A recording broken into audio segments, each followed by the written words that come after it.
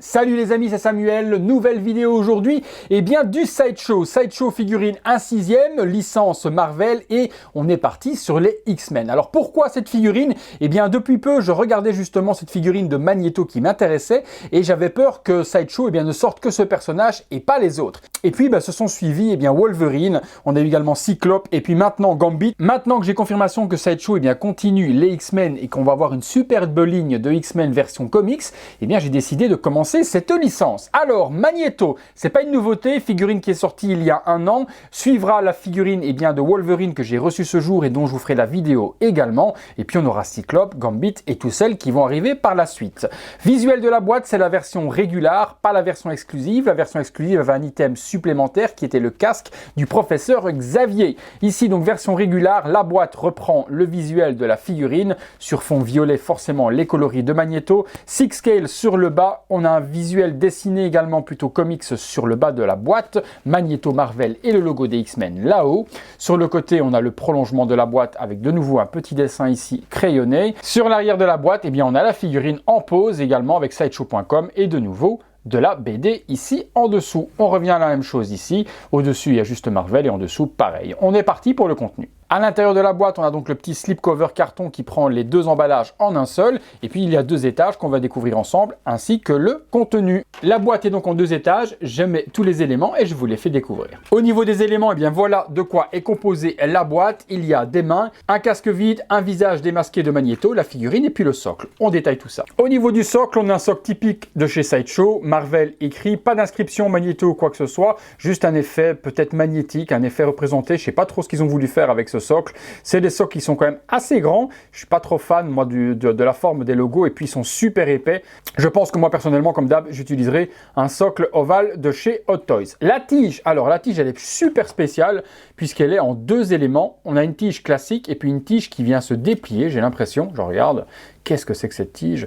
Ah, ok, d'accord. Donc la tige qui est ici vient se déplier pour faire justement un Magneto en vol. Donc on regardera ce que ça donne, mais c'est vrai que c'est assez spécial. J'ai pas l'habitude de voir des socles de la sorte. On regardera en position, mais je crois que c'est vraiment pour mettre Magneto en lévitation. On a ensuite des mains, donc 6 mains au total avec celle sur la figurine, et une septième qui est un petit peu différente. Je vous la montre. Voilà, la septième main, elle va se mettre de la sorte et va pouvoir exposer le casque vide, puisque je vois qu'il y a un petit téton pour faire un effet comme si le casque était en lévitation. L'avantage chez Sideshow, c'est que chaque main a son pegs. Donc ça, super cool pour les mettre, les retirer, ça évite de les casser. Donc ça, c'est plutôt pas mal. C'est une main gantée, donc violette, qui va avec le costume. Et ici, une petite partie qui protège le dessus de la main.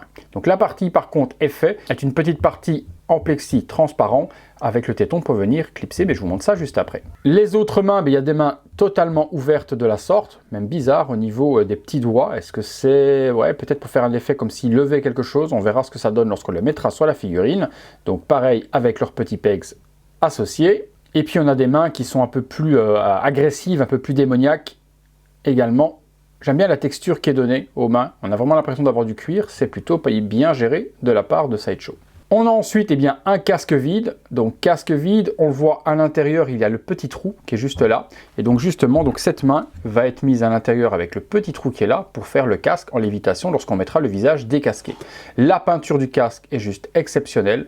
C'est un rouge glossy typé un petit peu Iron Man avec un joli violet sur le tour du casque. Ouais, j'adore. Franchement, les versions comics de Magneto sont juste ultra badass. Et puis, j'adore vraiment ce costume. Il y a un costume blanc qui existe aussi, un Magneto White. Mais le Magneto Red, comme ça, avec le violet, c'est un de mes préférés. La petite partie ici devant est super géniale. Faites super gaffe, c'est assez fragile. Alors, ce Magneto vient avec un visage additionnel, donc un visage non casqué. Pas mal l'effet de mouvement dans les cheveux. Je trouve que c'est plutôt pas mal fait. Donc, cheveux grisonnants, comme le comics. Partie pegs en dessous. Et puis, le visage est pas moche. Le prototype était quand même très très beau, même beaucoup plus beau que celui-là, mais pour une version usinée de chez Sideshow, on a l'habitude que Sideshow quand même, on a des downgrades de temps en temps. Ici, je trouve que le visage est pas mal. J'aime bien l'expression contrariée, qui ira très bien lorsqu'on mettra justement la main avec le casque en lévitation, donc Sideshow fait quelque chose de pas mal. Niveau pigmentation et paint, c'est propre, hein. C'est propre, c'est pas de la qualité de Hot Toys, on est d'accord, il y a moins de détails, moins de pigmentation et autres, mais je trouve qu'ils ont fait quand même un boulot qui est plutôt appréciable, je suis plutôt fan. Forcément, moi j'exposerai quand même Magneto avec son casque, mais pour ceux qui veulent l'exposer en version décasquée, eh bien, il y a la possibilité. La figurine, eh bien, la voici. Il est monstrueux. Le body est super bien géré. J'adore vraiment la musculature qui lui est donnée. Un body qui est plutôt pas mal, même au niveau des articulations. Bon, c'est un petit peu rigide tout de même hein, par rapport à un Hot Toys ou autre. Donc, c'est rigide. On ne pourra pas plier le bras plus que ça, mais pour les poses qu'on va vouloir donner à Magneto, ça va être suffisant parce qu'on va surtout mettre les mains comme s'il levait quelque chose ou comme s'il s'élevait, et bien justement en lévitation. Donc c'est vrai qu'on est hyper limité. Au niveau des bras, on n'ira pas bien loin. Je vous montrerai le body sur la version Wolverine, vous comprendrez un petit peu à quoi cela ressemble. Il est sur cran, donc il y a différents crans pour régler les bras. Le costume est plutôt bien géré. J'aime vraiment bien l'aspect rouge avec les petites lignes ici qui sont en relief. Le col avec l'aspect d'armure est hyper joli aussi. Le paint violet glossy et métallique est bien géré. La cape, je vous la montre ensuite. On a les brassards, super joli également. Mélange de cuir avec armure, avec un super paint métallique. On voit vraiment que c'est super bien géré. Sur la figurine, des mains fermées. La petite ceinture, on la baisse. Elle ira donc au niveau de la taille. Petit slip. La combinaison est en une seule partie, on ne pourra pas retirer ni ça, ni la partie haute. C'est cousu, en fait, on va peut-être pouvoir le voir juste ici. Non, on ne le verra même pas. C'est vraiment en une seule partie. J'ai regardé la Wolverine, justement, et la Wolverine, eh bien, elle est cousue à cet endroit-là. Donc, si on veut remplacer le body, c'est plutôt compliqué. Mais ici, ma foi, pour l'utilité du Magneto, il n'y aura pas spécialement besoin de remplacer le body. Il est plutôt pas mal géré. Les cuisses, super aussi. Et puis, on tombe sur les bottes qui reprennent la même forme que les brassards, donc protection arrière avec des straps, et puis métallique ici aussi sur le devant. Au niveau de la botte, elle est bien gérée, elle va dans le prolongement, effet cuir bien géré également malgré que c'est du PVC. On trouvera plutôt pas mal eh bien, l'aspect texture qui est donné dedans. Et sur le dessous de la chaussure, il y a des parties un petit peu spéciales. Je ne sais pas pourquoi il y a des petits ronds comme ça. Alors, est-ce que c'est ce que je pense? Est-ce que ce serait des petites parties métalliques sous ces chaussures, justement, qui permettraient, avec son pouvoir, de se faire léviter? Vous me direz ce que vous en pensez, si j'ai raison. Est-ce que ce serait des petites parties métal qui permettent, justement, en levant les bras, de se soulever à travers les airs? Ce serait peut-être pas con, ça. Ouais, franchement, pas mal la figurine. Le casque, donc hyper bien géré également. Cette fois-ci, les yeux sont blancs. Ils ne sont pas peints comme l'autre visage. On aurait peut-être aimé avoir un visage casqué avec les yeux normaux, sachant que le casque s'enlève en plus. Vous voyez, le casque s'enlève, il a forcément plus de cheveux, mais on ne pourra pas mettre l'autre visage. Les cheveux ne sont pas amovibles. Ou je dis peut-être des bêtises, je regarde tout de même. Non, on ne peut pas retirer les cheveux de cette tête-là. Donc on aurait quand même aimé pouvoir mettre cette tête sur le casque et avoir eh bien, la possibilité d'avoir les yeux. Ici, c'est pas faisable. Sur le dessus du crâne, il y a un petit trou qui se trouve juste là. Et même chose dans le casque qui permet justement de rentrer à l'intérieur. Le casque est le même que l'autre. Superbe joli paint. Superbe détail également sur la partie devant. Et puis il a une badassitude. Regardez-moi ça. Ouais, il en jette le petit Magneto. Pas de cheveux, hein, donc comme je vous ai dit, il n'y a pas de partie non plus avec des cheveux additionnels pour mettre sur cette tête-là. Donc on aime ou on n'aime pas. Perso, je trouve pas mal. Alors les yeux, je vous montre, vous puissiez voir, vous voyez, on voit quand même la pupille, on voit quand même l'iris, mais ils sont quand même très blancs. Le paint du visage, lui, est ultra bien géré, rien à dire. Pas hyper bronzé, pas beaucoup non plus de texture ou autre dans la peinture de la peau, mais bon, ça fait très comics, donc voilà, ça fait pas super réel, mais ça fait comics, donc je trouve que le paint et le travail de Sideshow est plutôt pas mal géré. La cape, elle est en spandex, donc assez élastique, et elle est câblée ici, câblée sur les côtés, ce qui permettra de donner du mouvement si on le désire. Donc une superbe belle cape bien violette, qui est bien adaptée également avec la partie armure juste ici derrière. Et bien écoutez, on a fait un petit peu le tour du contenu, on va se faire une ou deux pauses. Voilà, figurine sortie de boîte, sans accessoires, sans rien pour vous montrer déjà la figurine tournant sur elle-même. Donc belle réalisation au niveau du costume, comme je vous ai dit et pendant la présentation des pièces, je suis ultra fan moi des coloris rouge et violet. C'est le Magneto que j'aime justement dans le comics.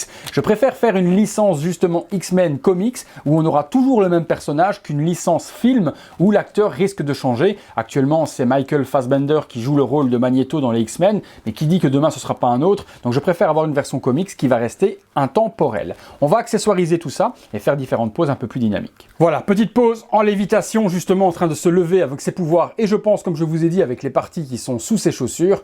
Et là, grosse dinguerie. Bon, forcément, le socle n'est pas du tout esthétique. On a la pince qui vient se mettre juste en dessous eh bien, des aisselles. C'est très inesthétique puisque c'est très visible. Il aurait peut-être fallu un autre système pour pouvoir eh bien, le soulever parce que là, c'est pas très joli. Mais par contre, la pose, comme ça en lévitation, est juste charismatique. On se fait une dernière petite pause, cette fois-ci avec le visage décasqué et justement en train de soulever son casque avec sa main. C'est parti.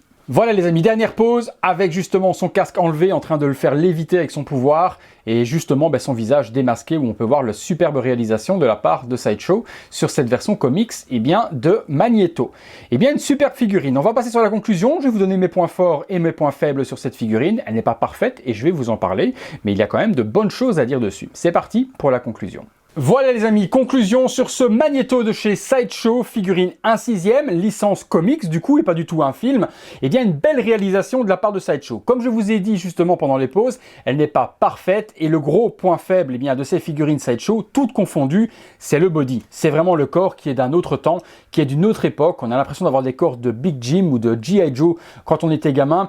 Très peu d'articulation, on est vraiment sur hyper limité au niveau des bras, c'est juste au coude, juste au poignet, et par exemple juste en dessous de l'épaule, on n'a pas d'articulation, donc c'est vraiment super embêtant pour donner des belles poses. On a vu, on peut pas plier le bras, même pas à 90 degrés, je pense qu'on est peut-être allé à 70 degrés pour la pliure du bras, donc ça donne quand même quelque chose qui est hyper limité. C'est remplaçable, on peut mettre un body différent, si on veut l'excellence du body, on peut prendre un body Tebelic Thyssen pour à ce moment-là avoir un corps silicone en dessous et donner des poses, mais juste hyper naturel et de dingue. Forcément ça rajoute un coût à la figurine, sachant que les figurines Sideshow ne sont de toute façon pas données non plus. Au niveau du prix de la figurine, on était aux alentours de 239 € quand elle est sortie, en version classique. Au niveau de la version de luxe, il y avait le casque du professeur Xavier qui est en lévitation, tout comme le sien. Donc là par contre, la version de luxe n'était disponible uniquement que chez Sideshow. Voilà les amis, en tout cas moi je suis plutôt content, vraiment content de cette figurine, ça donne quelque chose de plus dans ma collection. Je suis en train de me demander où est-ce que je vais les exposer parce que j'ai plus de place et vivement l'été prochain que je puisse faire ma grande pièce et pouvoir justement exposer beaucoup plus de vitrines et beaucoup plus de figurines parce que actuellement j'ai une cinquantaine de figurines qui sont toujours en boîte non exposées. Donc voilà, bon, je me dis que je les ai, quand j'aurai la possibilité de l'exposer, je les exposerai, mais je ne vais pas passer à côté et puis qu'elles deviennent hyper intouchables au niveau tarif, donc je préfère me faire plaisir maintenant et penser plus tard où les exposer. Voilà les amis, vous me direz ce que vous en pensez. Est-ce que vous collectionnez justement peut-être les X-Men tout comme moi maintenant de la licence Sideshow? Est-ce que vous préférez les films plutôt les comics? Vous me direz tout ça dans l'espace commentaire. Si la figurine vous intéresse, je vous mets le lien dans la description de la vidéo comme d'hab. Et cette vidéo, si vous l'avez aimée, un like, on s'abonne et on rejoint les membres soutiens si on le désire pour bénéficier des avantages exclusifs de la chaîne. Encore merci à tous, membres soutiens ou pas, vous êtes ma communauté et vous êtes de toute façon un des membres qui me soutenaient, même sans avoir l'abonnement, on va appeler VIP. Donc voilà, vous êtes quand même des membres soutiens à part entière. Tous les abonnés que j'ai, je vous remercie du fond du cœur. Et on se retrouve les amis très bientôt pour une prochaine vidéo. La suivante, ça va être le Wolverine que je viens justement de recevoir et qui est tout juste sorti de chez Sideshow. À très bientôt les amis.